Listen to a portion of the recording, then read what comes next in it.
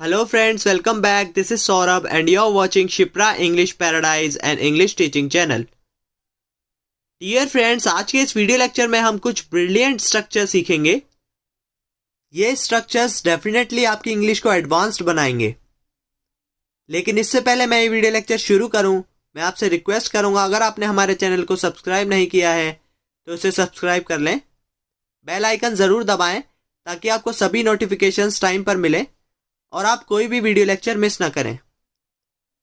तो चलिए friends, without wasting any time, let's get started. आज के लिए पहला स्ट्रक्चर है leave no stone unturned.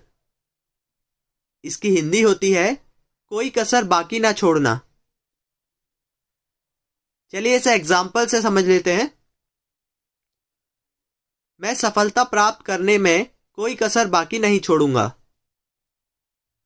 Its English is, I will leave no stone unturned to get success. I will leave no stone unturned to get success. इसका next example है police ने अपराधियों को गिरफ्तार करने में कोई कसर बाकी नहीं छोड़ी। Its English is, police left no stone unturned to arrest the culprits. Police left no stone unturned to arrest the culprits. दोस्तों, इस स्ट्रक्चर में हम नहीं के लिए नॉट का प्रयोग नहीं करेंगे क्योंकि इस स्ट्रक्चर में ऑलरेडी नहीं छुपा हुआ है। अगला स्ट्रक्चर है टू सम एक्सटेंट। इसकी हिंदी होती है कुछ हद तक। चलिए इसके एग्जाम्पल्स देख लेते हैं। कुछ हद तक आप इसके लिए जिम्मेदार हो। Its English is, you are responsible for this to some extent. You are responsible for this to some extent. इसका नेक्स्ट एग्जाम्पल है वह कुछ हद तक सही था।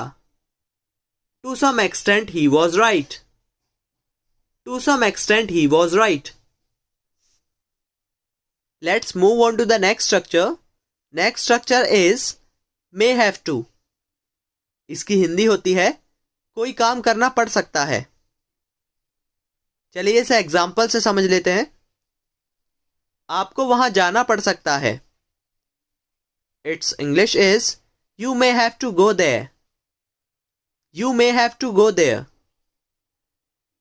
नेक्स्ट एग्जाम्पल है मुझे यह किताब खरीदनी पड़ सकती है। English is, I may have to purchase this book. I may have to purchase this book. चलिए गाइस, अगले स्ट्रक्चर की तरफ बढ़ते हैं। अगला स्ट्रक्चर है मूव हेवन एंड अर्थ। इसकी हिंदी होती है आकाश पाताल एक कर देना।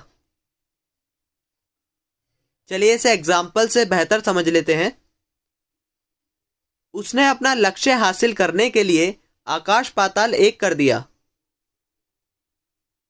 It's English is, he moved heaven and earth to achieve his goal. He moved heaven and earth to achieve his goal. इसका अगला एग्जाम्पल है मैं उसे ढूंढने में आकाश पाताल एक कर दूंगा। इंग्लिश होगी, I will move heaven and earth to find him. I will move heaven and earth to find him. चलिए फ्रेंड्स, इस वीडियो लेक्चर के लास्ट स्ट्रक्चर की तरफ बढ़ते हैं। लास्ट स्ट्रक्चर है What is she to you?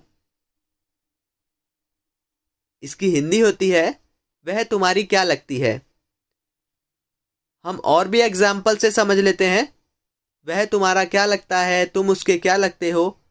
इन सब सेंटेंस को कैसे बनाते हैं इस स्ट्रक्चर में सीख लेते हैं।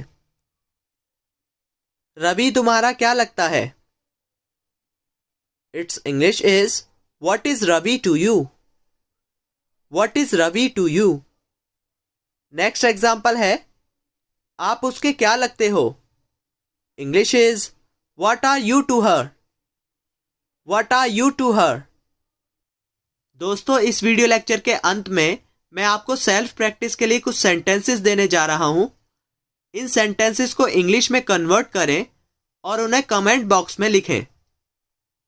तो चलिए प्रैक्टिस के लिए सेंटेंसेस शुरू करते हैं। पहला सेंटेंस है मैं तुम्हारी मदद करने में कोई कसर बाकी नहीं छोड़ूंगा। सेकंड सेंटेंस है कुछ हद तक मैं तुम पर भरोसा कर सकता हूं। थर्ड सेंटेंस है आपको खाना पकाना पड़ सकता है। फोर्थ सेंटेंस है उसने इस नौकरी को प्राप्त करने के लिए आकाश पाताल एक कर दिया। और लास्ट सेंटेंस है राधा उसकी क्या लगती है। This brings me to the end of this video lecture. I'll meet you very soon in my next video lecture.